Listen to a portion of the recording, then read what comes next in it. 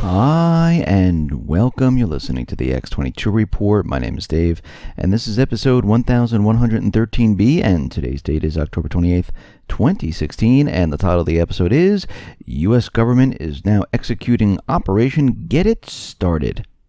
Let's get into the economic collapse, political and geopolitical news. Well, yesterday we were talking about CETA and how Canada and the European Union, Belgium, all decided that everything is great. We need to pass CETA. Well, it looks like there might be another roadblock here, because even though Brussels managed to find a way out of the impasse with its regions, it looks like there's problems still. The Belgian government admitted on Friday that the Comprehensive Economic and Trade Agreement CETA will only be applied provisionally and will face a challenge to its legality under the EU law. The EU will scrutinize the compromise offered by Brussels to its Wallonia region in order to broker the deal. In return for Wallonia's support, ministers in Brussels agreed to refer the most controversial aspect of the deal to the European Court of Justice for a ruling. It involves, again, the secret arbitration procedure to solve disputes between corporations and government. And they're talking about that secret court that they want to use. They have a problem with that, and we can see right now that this isn't all said and done right now. Even though the corporate media wants everyone to believe that, oh look, they agreed, well, they really haven't agreed at all. So the Belgian government will not sign CETA right now without the revisions. And we can see right now, without this deal goes nowhere. So we're going to have to follow this continuously still, because right now they haven't gotten what they wanted. Now, if they do get this, well, it looks like they'll be setting up their one world government. And eventually what they're going to try to do is try to push TTIP through once again, because they will not stop. When I say they, it's the United States government, central bankers, shadow government, the elite, the globalists, whatever you like to call them. But they will not stop until they get their way. They want control. That's the bottom line. And they want control over everything. They want control over the weapons of what people have. They want control over how much you get paid. They want control over where you go. They want control of what you say, what you hear. And this is why they've been pushing political correctness throughout the country. And every time somebody comes out and says something, they said that's not politically correct. Actually, what they're trying to do is they're trying to suppress free speech. Because when you use political correctness, you're giving permission of what words can or cannot be used. You're not allowing the person to speak freely. Now, you might not like it, but that's something completely different. Because once you start telling people what to say and how to say it, it's no longer free. It's controlled, permitted speech. And in a recent poll by Rasmussen, 7 out of 10 Americans said they thought political correctness was a problem in America today. In America, our knowledge of history defines our understanding of who we are and where we come from as a country. If political correctness prevents us from learning the truth about our nation's past, the past disappears. And when you hide things, and you hide certain words and get rid of them, you can't understand what really happened. And we can see right now, all these revisionists, or politically correct versions of American history, has trickled down into our schools, and this is Common Core. I mean, parents of high schoolers, middle schoolers, and even grade schoolers, well, they have good reason to worry about what their children are being taught and not being taught in school. In many classrooms today, students are learning a version of our history that encourages them to doubt the very things that make us American. For example, some academics have promoted the idea that our founding fathers risked their lives out of greed and self-interest and intended the Constitution to evolve over time. And they wanted the Constitution to be changed very easily by just saying, "I'd like to change it." Well, that's not how it's done. And our founding fathers didn't want this. Actually, they would not like political correctness because that is suppressing free speech.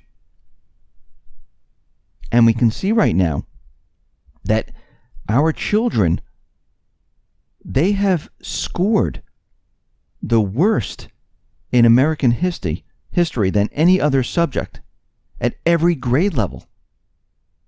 And this is what the central bankers, the elites, the globalists want for the New World Order. They don't want the children to understand what our history really was, why the founding fathers fought in the revolution, why they had to do this and break away from England. And you know what's very interesting? The longer the students are in school, the less familiar they become with American history. So whatever the government pushed on the people with this Common Core and taking over our education system, if you noticed, it's getting worse and worse as time goes on. Remember way back in the 70s and the 80s when they said, we're sinking in our ranking around the world, and the government said we're going to fix this, and they tried to do this in the 90s. They tried to fix this in the 2000s, the 2005, all the way up to the present day. Well, do you know the U.S. is sinking even faster? They have not improved our rankings whatsoever. This should tell everyone something, that what they're doing is they're making it worse for our children. And with this Common Core, they're trying to educate them into believing whatever the government says. Global warming, you must believe it. Rights are privileges. We can get rid of them at any time. This is what they're trying to do. And we can see this is being done on purpose. They don't want people to remember. And now remember, they do this very slowly over time. And they've been doing it. And we can see it. It's getting worse and worse and worse. The rankings are dropping. The kids know less about history than anything else. And we can see right now that if this continues, they'll have no clue of what really happened during the revolution. They'll have no clue why we have these rights. They'll have no clue of why we have the Constitution. And they will believe that they'll be able to just get rid of it if they want to. And that's what they really want. Because without the people backing it up, the government can say, let's just rip this up. We don't need this. Now, there was a leaked memo stating that George Soros, he was planning a series of color revolutions in Southeast Asia. And this came out of the Podesta files. And we can see there were many different memos. And they were looking at certain countries like Kuala Lumpur, Philippines, Malaysia. And, of course, these countries all have to do with the South China Sea. And they were looking at the situation saying, okay, we need to get rid of certain leaders so we can continue the encirclement of China. And of course, this is their plan, to put puppet governments into this area, to bring in military assets into this area, because we can see right now in the Philippines, the United States government central bankers, they're having a problem in that area. Because right now, Duterte has made deals with China. Because Duterte said, you know something, U.S., I don't need you in here bargaining for me and talking. I don't need you to help me to speak to China. I can do it on my own. He went out. He spoke to them. They gave him access to the South China Sea. No problems. The problem is the United States government being the bully in the area, wanting these countries to do what they want, because the central bankers, they want to start a war. And we can see right now the only way to get these countries in agreement is to have some type of color revolution and regime change. And we can see that George Soros is behind a whole slew of these. Now, we know that the United States government, central bankers, NATO, and other European countries, they have been sending military assets right up to the border of Russia. And we can see Germany right now, they're preparing to deploy its most modern Leopard 2 tanks and more than 600 infantrymen to Lithuania right up to the border of Russia in NATO's military buildup to encircle Russia. Now, we've been following this for a very long time, and we can see at this point that the United States government, central bankers, and NATO and the European countries, they are definitely preparing for war. Now, we know Russia's not going to start this. We've been watching the actions of Putin. We know this is not what he does. But we do know that the United States government, central bankers, will start this one way or another. They'll maybe make it look like another country has started it. But in fact, it was the United States. Because the central bankers need this war to cover up this collapse that is coming. Now, out in Yemen, we see the UN has come up with a new plan, and it might not include President Hadi, which has been in power since 2012. And we can see right now the United States government, central bankers, put him in power, and he was supposed to serve for 2 years, and then in 2014, they were supposed to have an open election and create a new constitution. And it never happened. He extended his reign past 2014, and the people got very upset. So now the UN, with the United States' help, looks like they're trying a different plan. Okay, you don't want this leader? We will give you a different puppet government. Will this satisfy you so we can stop this war and we can put our puppet government in power? Well, we'll have to wait and see, because I don't think the Houthis and the people of Yemen are going to buy this. Now, Russia is preparing a document to send up to the UN on what the United States government, central bankers, have been doing. And we can see right now they have documented what the U.S. has been doing in Syria and Iraq. And they listed certain dates and what has happened here, that the United States has been killing a lot more civilians than they're saying. On December 6, 2015, they're saying the coalition warplane struck the Syrian army ammunition depot in Deir ez-Zor, killing 4 soldiers and injuring 16 weddings, funerals, hospitals as collateral damage. On July 19th, an airstrike launched by the U.S. coalition warplanes in Aleppo province killed 125 civilians and destroyed several residential buildings. Also in Aleppo, they're saying the coalition attacked the marketplace, killed around 41 civilians in a village located near Manbij. And we can see right now they have this entire list of what the United States has been doing in Syria. And we can see right now that the United States government, central bankers, they are pushing the propaganda that Russia was responsible for flying their bombers and the Syrian bombers into Idlib and destroying a school.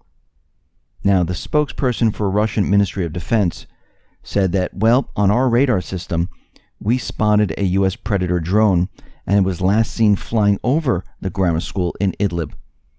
And what's very interesting about this is that Russia decided to send a drone over that area and take pictures.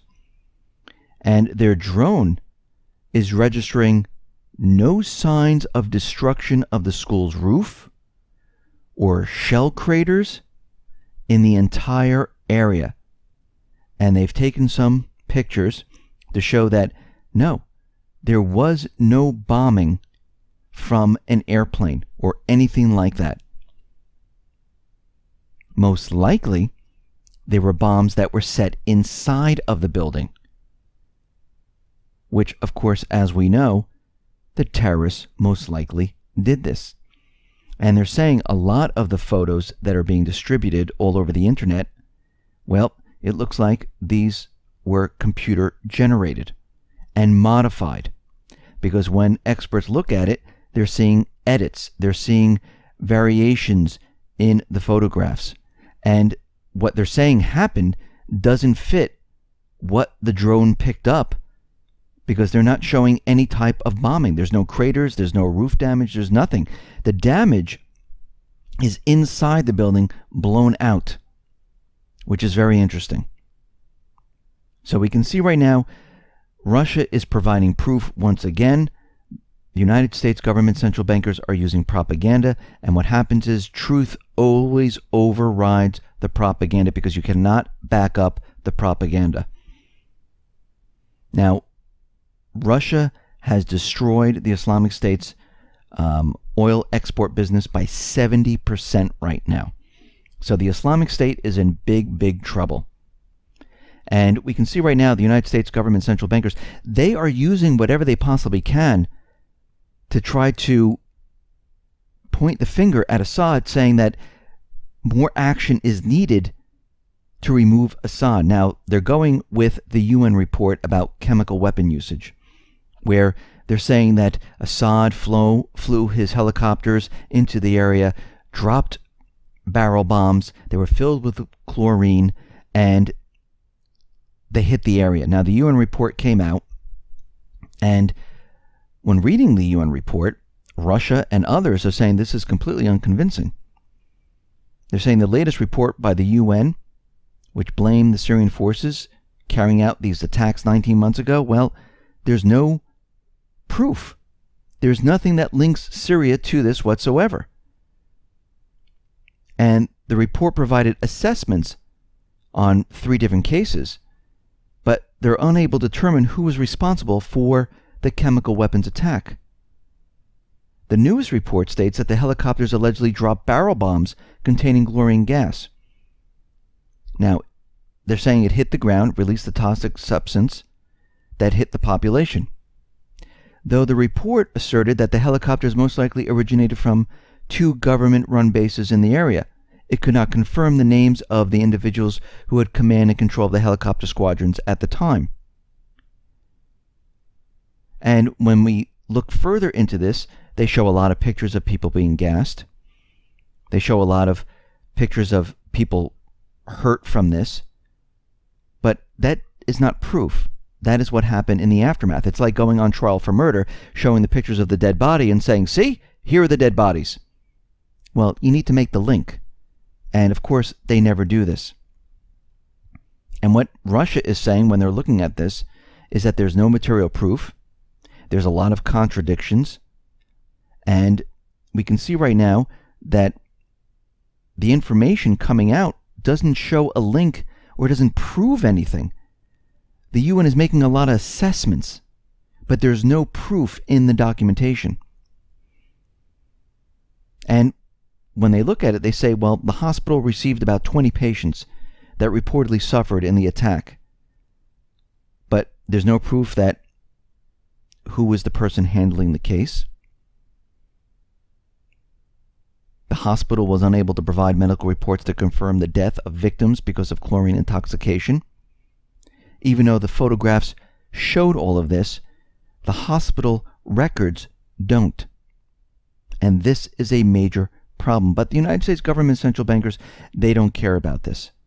They're going to use the propaganda as much as they possibly can to get what they want. Just like they did in 2013 with the sarin gas attack, which we found out later on, which we kind of knew, it was the moderate rebels. Even MIT did an experiment saying, okay, these rockets that were launched, there was no way they came from the Syrian side. They came from the moderate rebel side. And then they found the sarin gas canisters inside a cave where the moderate rebels were holding out. So we knew right there and then that every time the United States government central bankers say it was the government of Assad, it always turns out to be the terrorists, the moderate rebels, which they're all one and the same. Now, Russia is sending another naval destroyer, the Smet Levy, to Syria to join the aircraft carrier. And we can see right now that Russia is going to restart the bombing inside of Aleppo. And the reason why they want to restart is because those Islamic State paid mercenaries that were being moved from Mosul to Raqqa, then to Aleppo, well, they're arriving. And it looks like these terrorist groups are going to start a major offensive. It's already started because observers are already reporting heavy gunfire, mortar, car bombs, and other explosions in the city. And we can see right now that the United States government central bankers were preparing for this. This is what they wanted to do. They were moving more military assets into this area. They were bringing in more Islamic State soldiers, morphing them into the moderate rebels or al-Nusra or al-Qaeda to fight in this area. And we can see the battle is on. Now, we know the elections are coming up in a couple of days, and we know Obama has said that he's going to cyber attack Russia because Russia cyber attacked the DNC in the election system, which, again, propaganda. They have absolutely no proof whatsoever. Think about this for a minute. Obama and the CIA this past week, when we had the cyber attack on Friday, they said, it must have been a state actor, but we don't know who it is. Now, they know exactly when it's North Korea. They know exactly when it's Russia. They figure that out within a couple of days. Now they can't figure out anything. Isn't that amazing? They might even still say it's Russia. They left that on the table. But when you look at this, you can see how ridiculous their lies are. They're not even making sense anymore. So they're saying that they're going to hold off on a cyber attack until after the election. Now, of course, what they're doing is they want to see how the elections go. They're receiving the paper ballots. They're going to manipulate the elections as best they can because they want the candidate that they want. If it doesn't go their way, they're going to show another cyber attack. They're going to show something happened where they can say these numbers are completely illegitimate. We cannot use them. We're going to have to stop the election. Now, this is only going to happen if they can't get their person into office. If things are not going well for them and the popular vote is way out of whack and it looks like Trump might get into the office, we might see something like this. And this is something that we need to watch very closely. Listen, everyone, thanks a lot for listening. Be well, be safe, and especially be prepared. Thanks a lot.